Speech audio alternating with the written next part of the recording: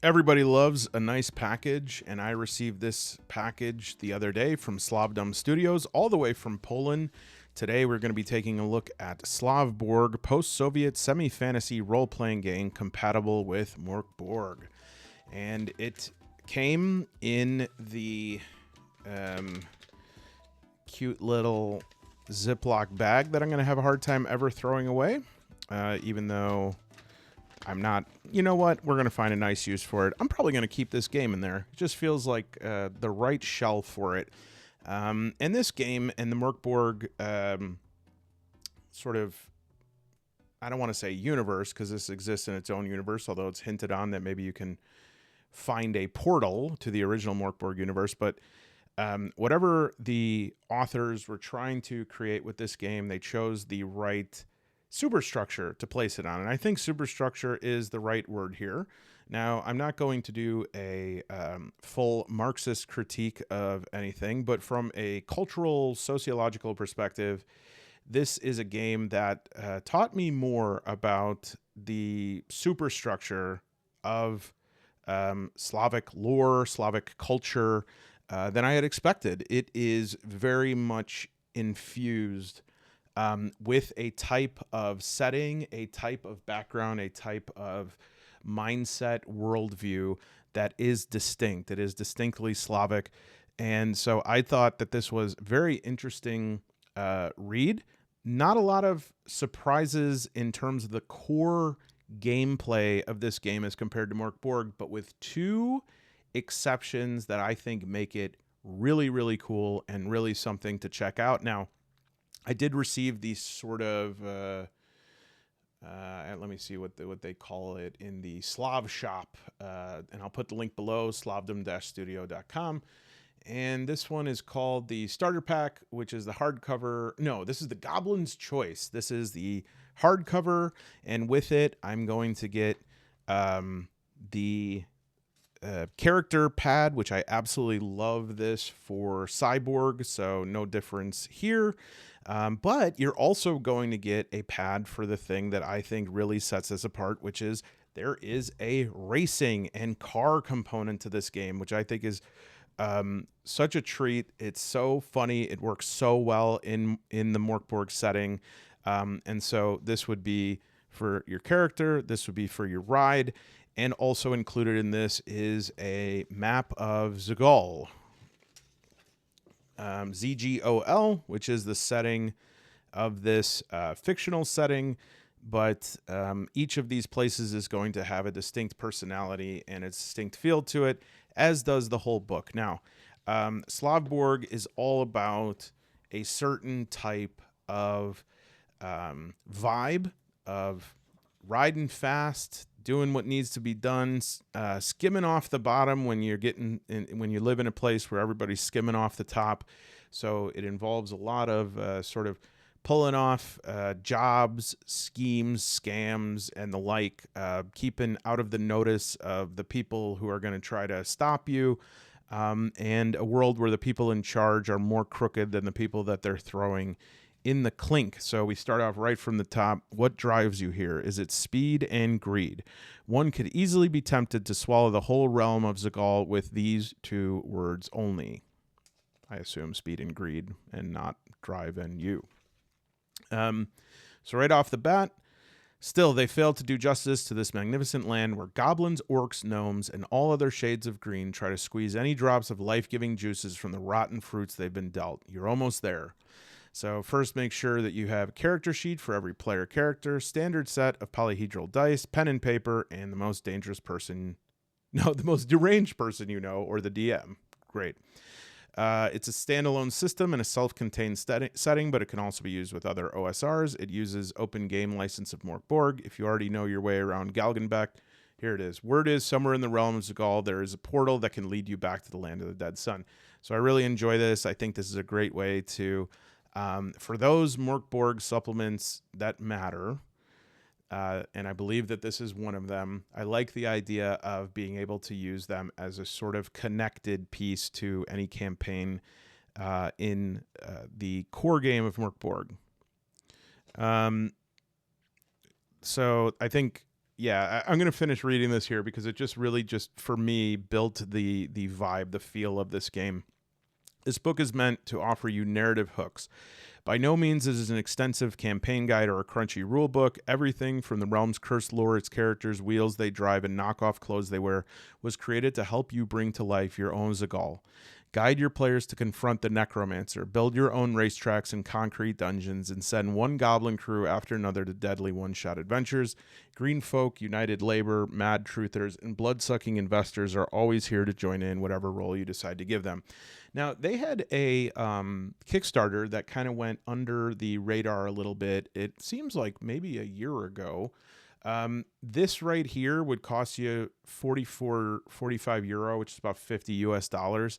But word on the street that I heard from a little Slavik Borg is that they are going to do a Kickstarter coming up. I hope I'm not spoiling anything here, but this really got me excited. And I can't imagine that when you hear this, that it won't get you excited too, but they're going to make a box for this that has like a racetrack on top of it, which is awesome because this is a truly unique system that we have. And I'm just going to skip ahead a little bit to the wheels section here.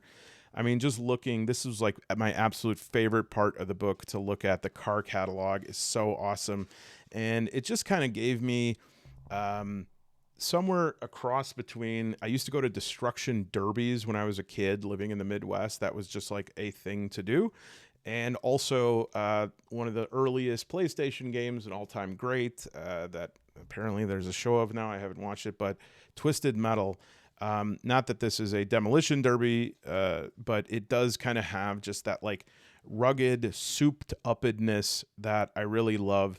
And again, I think that every time, if you don't have something unique to bring to the Mörk Borg open game license, don't bring it, right? But this is somebody who heard that call and was like, okay, we're going to bring a distinct kind of vision to this. And it really is superstructural exploration of a Slavic subculture, if not like a youth culture. Ugh, God, I feel old saying that. I'm so sorry. The curse, let it rot, this land. Let it mold and decay in an unwithering sequence of speed, greed, and distrust. And on its lifeless cadaver, the finer powers shall sprout. So there is a way to speak Mörk Borg that requires you to be either sort of Scandinavian or Eastern European. It is a cadence. It is a glottal stop in all the right places. It is a simple brutalism. It is the type of sentences that are sparse. They do little work for you, but they hammer you over your head with a stark, desolate, empty, something that's so effed up that you can only laugh at it. And I think that this book hits that. And when a Mörk Borg book misinterprets that, as I think some of them do, when a Mörk Borg book is just like, oh, this is Mörk Borg because it's extreme and because we wrote off I don't even care. Like the instructions, I was writing them and then they started going on my grandma's wig and I just wrote it on her wig. So you only get half the instructions because it's Mörk Borg. That is what somebody who doesn't get it would think. But this book gets it. And it's almost like you can only understand this if spoken in that kind of like, let it rot, this land. I'm doing a horrible injustice to it, but the I could hear it in that sort of staccato punched, dropping these words off. And just saying, here's the words, have them. Maybe that's a little bit too much there. Maybe I went too far, but I stand by what I said. So this is all based on the realm of Zagal. It is the necromancer is the big bad in this, and everything you do is going to be leading up to confronting the necromancer. And I like that this uses the necromancer as a sort of stand-in for whatever pervasive social, political forces actually created the current predicament of what's going on to people who sort of identify with this. I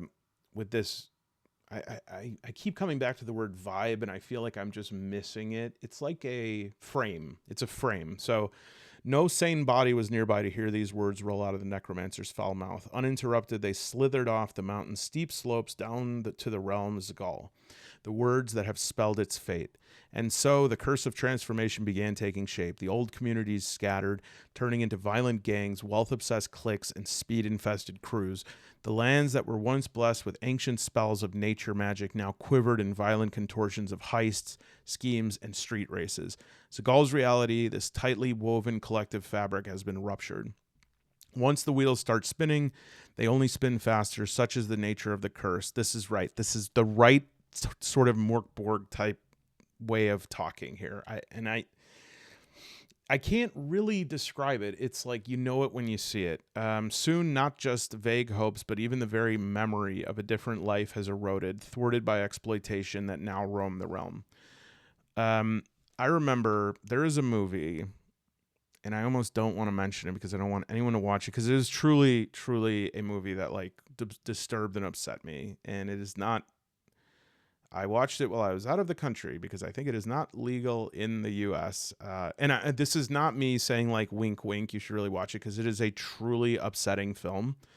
But Serbian film, if you ever heard of that, is a horrible, violent, disgusting. It's like one of those movies that is a violation to watch. Like it violates you. And I felt sick after watching it. Like seriously, I felt sick. Like I was upset and really, really disturbed. And you know what the worst part is? For some people right now, I'm trying to like dissuade people, but I know for some of you, this is an ad. You're an adult, make decisions for yourself. But I remember watching a press thing with the director of the movie, and he said that he wanted to make this movie to represent what it felt like to be the Serbian people. And that's what it felt like, that level of violation by their government. And so he just wanted the viewer to get in some way the feeling of that. I'm not saying that that's what SLAV Borg is, right? It is not a violative. It's not disgusting or perverse or anything like that. So please do not take that as a comparison here. But what I am saying is, I think that this book does a good job of relaying a message through the subtext, creating a feeling, this frame that you step into so that you could understand the deeper systemic things that are beneath this, but it's in a language that is more relatable and it's more immersive. I think that when they say soon, not just vague hopes, but even the memory of a different life has eroded. To me, it is the worst thing you can do to a person is make them hopeless. That's to beat a person down and make them hopeless is a terrible thing. But even worse than that is like not even knowing that hope is possible, that anything different is possible, that there is anything even to be hopeful for. That is a true sort of desolation. And this is the sort of art that arises from that. I hope I'm not like fetishizing this or something. I'm not trying to say like, oh, these poor people, because really this isn't about, it is and it isn't about like exploitation, and perhaps I'm reading too much into that. It's not a somber sort of thing that tries to make you feel or think anyway about this, but I just thought of that because it just does such a great job of painting that picture. Are you here to join them? What path do you wish to carve in this decomposing husk of a city? Zgal's thriving free market has choices on offer. Invest your conscience into crime and violence, allocate your neck in the growth of thirsty moguls, or trade your blood for adrenaline and petrol. Either way, be a cog that propels the realm towards its own demise. And again, the whole thing with Mörk Borg is like, it's ending. You have this clock that runs down the through this misery and the calendar of Necrubel, and it's like it's going to happen. There's no game of Mörk Borg that on a long enough timeline does not end in just it ending. And so the question explored through Mörk Borg is like, what sort of meaning and what sort of psychosis and what sort of desperation and what sort of evil can emerge from a world that is doomed to die. So much of the good that happens in our world happens because people have a hope that things can turn around, that things can get better. But in a world where that is not even possible, to go there is a thought experiment that I think is meaningful to put through the lens of somebody who grew up in a place where it just like was not possible. There felt like there was nothing possible to change anything, and so you had to take care of yourself and do what you needed to do. Know that willingly or not, you have joined a race. Let me zoom in a bit. Inch by inch, as murky clouds and thunderous winds shroud the top of the, I don't know how to say this right, but it looks like Landeskron Mountain. The necromancer's curse keeps pushing us all closer to the finish line. Zagal's fate will soon conclude, and yours with it. The realm of Zagal, from the twisted corridors of Manhattan's blocks to the sleeping bowels of Landeskron, these lands are tainted to their ancient core now that you've stepped your foot in it, even more so. Welcome to the realm, the cursed realm of Zagal. Smell the gas already. So this being that map that was unfolded, I'm not sure what the significance of like calling it Manhattan, other than it's spelled clearly wrong. It looks like Manhattan. Miracle Street, coal mine, Görlitz. And what follows then is, I forgot. We got a little ribbon.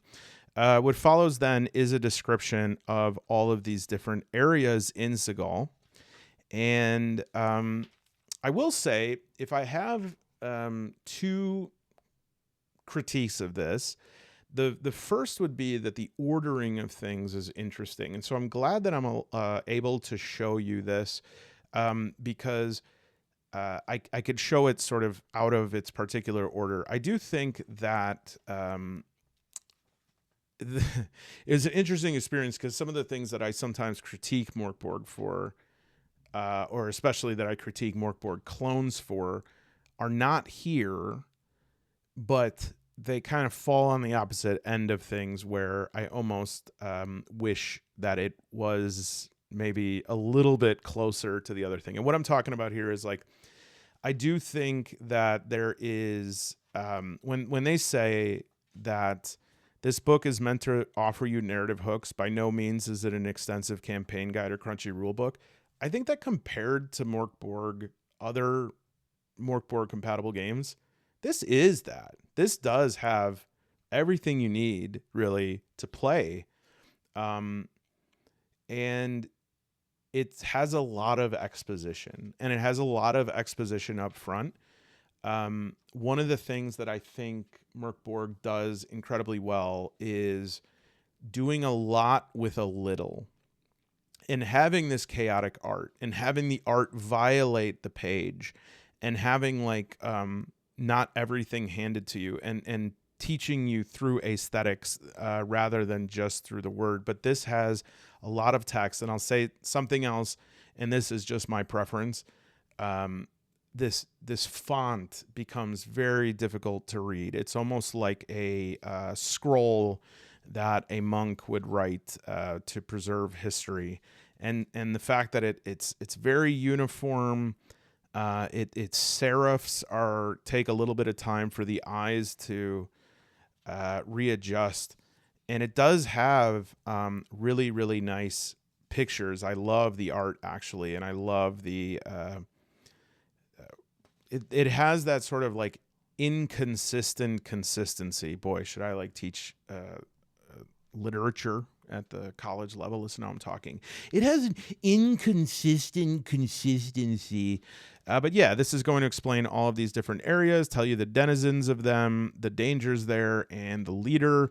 It usually has a quote from each of the leaders and then gives you a reference. Now, you know that you don't have to read all of this to make sense of it, but I would have pushed this back a little bit more. And now we're going over the different, it mentioned the different types of people, and now it's like going over them again. This art, incredible, but and maybe I do need to shift more into the idea that it is a campaign hook. The thing that's sort of messes me up about that a little bit is like, this book is the size of Mörk Borg. It's the same sort of, it's like, I mean, let's look at it actually. Let me take a look. Yeah, so it's like, I mean, almost perfectly the same size. It's like a little bigger than Mörk Borg. And so if I were to just look at this as like, okay, this is not necessarily like you know, if you think about Cyborg or Pirate Borg, that's something where you're using it as a standalone thing. And what this is saying is like, no, this is OSR adventure hooks and everything. But I do think that maybe it got stuck between being an adventure guide or something like that and being a standalone book. Because what happens is I'm looking, like my mind right now, right after I go to the intro, all right, I see this, I go, nice, awesome. And then I go, okay, that's nice. You know, that's, I appreciate that. Cause in some like Mörk Borg knockoffs, they'll be like, figure out the instructions and then what, wipe your butt. That's the instructions. You're like, okay, thanks.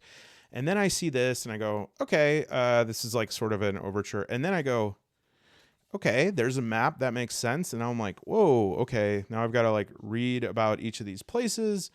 And I'm not ready. You know, I'm not ready to read about each of these places. I need to know a little bit more about this game.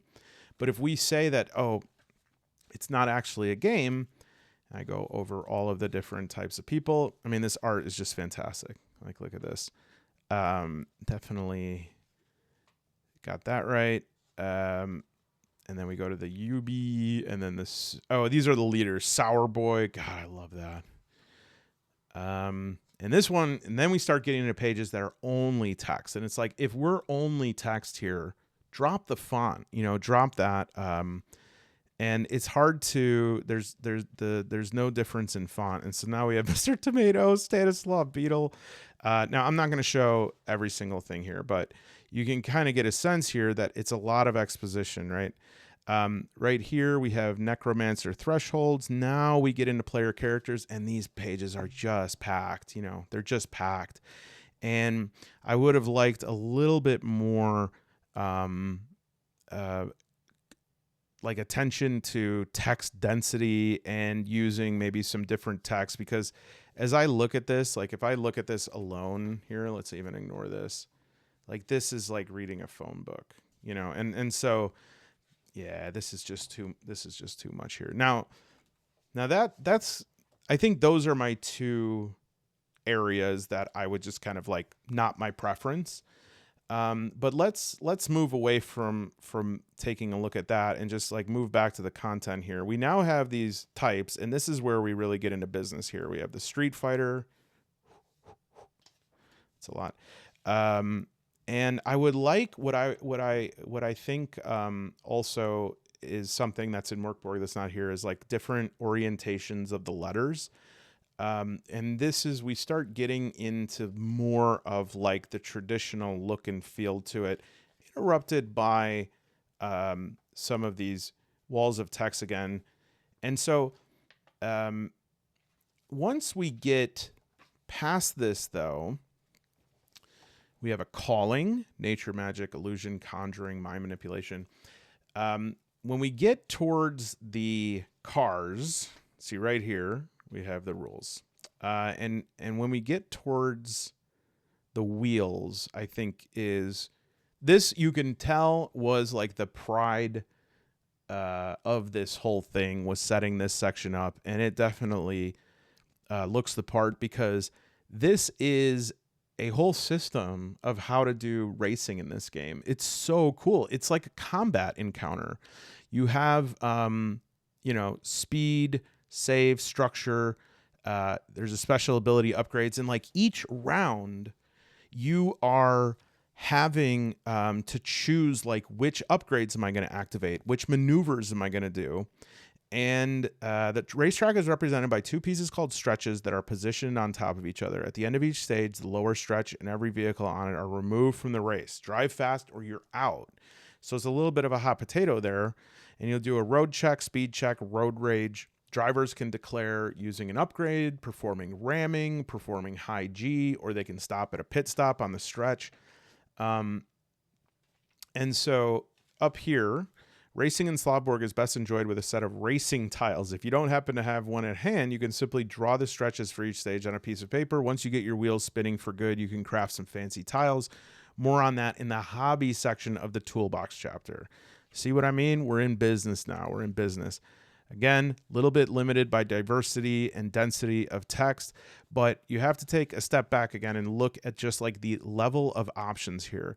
There is a lot packed into this book. And, you know, in Pirate Borg, that was like a big selling point that eventually pushed me over on it. It just has so many tools for you. And so this is going to be race events. You're going to have different race organizers. Of course, you have the different cars. And then on top of that, we have dungeons, but we don't actually have dungeons. We have like blocks, city blocks. And so you're going to roll up a hook, NPCs, rewards, resources, and the amount of rooms you have. And here, what is this? D20 hook. 17. A local chess club hosts a tournament where greenskins serve as living chess pieces and vanish when they're captured. So you got the hook, conditions, smuggling operations, nice bestiary here. And it is my, I love this, Adam, age 8. It's my impression that this is something that you won't have a hard time creating enemies or NPCs, because once you get into like what world this is creating, it's going to come to you pretty naturally. The second thing that I think is a unique take with this is a roguelike mode. And it's very interesting, and it's the one that I see as having a lot to offer solo players. Okay. And so it says, trying to reach the top of Landadskron alone is futile. Using knowledge of Zagal accumulated through multiple playthroughs, the crew must first earn the trust of at least 4 of the realm's 6 factions. Only then can they face the necromancer and break the curse. Swaying such diverse crowds with their conflicting interests won't be easy. In a delicate game of diplomacy and cunning, players must complete a series of quests to obtain the items that they seek. Roguelike mode is all about goal-oriented, straightforward play sessions. Your players must once again face the necromancer, but this time the path to the final confrontation with the dark mage will be different. All right? And so you have 3 tiers of quests, which each have their own factions, items, quests, NPCs, and these quests are going to keep getting bigger. They have different standings with each of the factions that can change over time. These are like how the factions interact with each other. I'm not going to go into the confrontation with the necromancer, but following this, we then have the solo players' bliss here, which is the toolbox. And so we have a bunch of items that we can roll on. We have service prices. These right here are all different occurrences that can happen within the city. I think it's a D100. Locations, names that you could use. I just love a good Slavic name. Let's do a D100 here.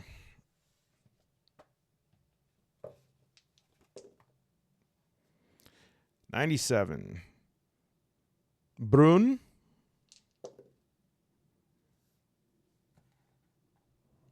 Kaha. Great. Brun Kaha. And then at the very end of the book, we have what looks to be like a notes section of the phone that explains how to play Slav Borg and exposing the truth.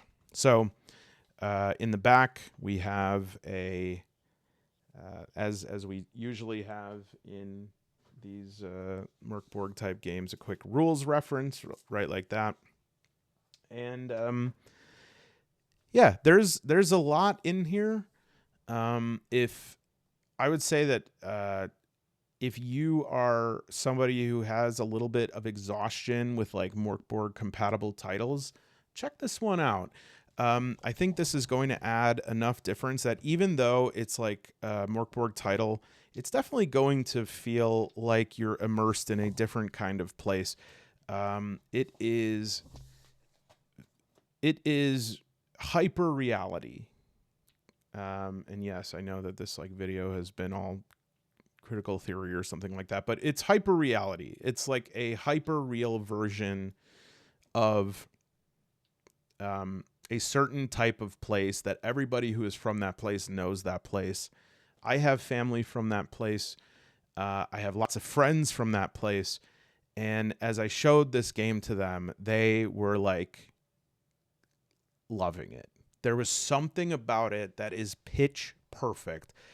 For my friends who are Polish, for my friend from Kyiv, these are people who they just saw something in this where it was like there was a conversation happening between the reader and the writer that I was like, yes, this we have cut a slice of something here. And for me, that kind of gave it the validation I needed to say, wow, this is a really special book.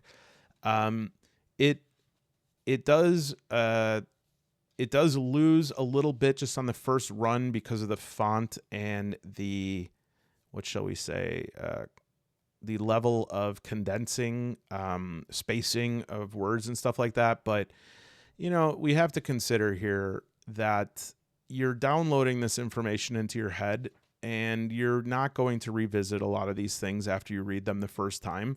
And all in all, this is quite a low amount of words with, you know, compared to any other tabletop game. My goodness, this is like a snack compared to a 7-course meal. And other than that, you're going to be referencing these things. I think that it is rare to have something that so well conveys the artistic vision of the authors and the culture of the authors. And it just looks, and I keep having this urge to mention another Borg-like game that I just keep comparing it to in my head. So I guess I'm doing a disservice by not saying, you know, you look at something like Vast Grimm, that is a Borg-like game that I'm not a fan of, and it feels derivative. It feels like somebody organized a bunch of pieces of some sort of big outer space wormhole, munch your spaceship kind of thing, big space worms and stuff, and then kind of like smeared it around the page and made it Mörk Borgy here, which this one has, I feel, its own vision. It's using Mörk Borg as the platform to build its own story. And the art is, it's definitely art that would be favored, I'm sure, by the Stockholm Cartel people. I think this is the kind of art they dig. It's certainly the type of art that I dig. But it's its own thing. You know, this person made their own thing. They're not trying to rip anything off. And so this is a special game. I think it's a really special game, and I hope that you consider picking it up. And I hope that you check out the Kickstarter. I will definitely share it on the channel if and when that rides. But otherwise, SLAV Borg by SLAV Borg by Slavdom Studio. SLAV Borg by Slavdom Studio. Just the core book. If you want to get a digital set, it's €18. The hardcover book alone is €34. So what's that going to be, like 38, 39 bucks. So yeah, check it out. If any of you have played it, let me know. If I have completely swung and missed on my assessment of Slavic culture and tried to sound like really intellectual and just ended up sounding like a dumbass, please let me know in the comments below. Otherwise, pick it up. Pick it up. Oh yeah. I gotta make this microphone a little louder. I don't think you can hear me when I'm talking at the end. Let me know if you hear this. Does anyone listen?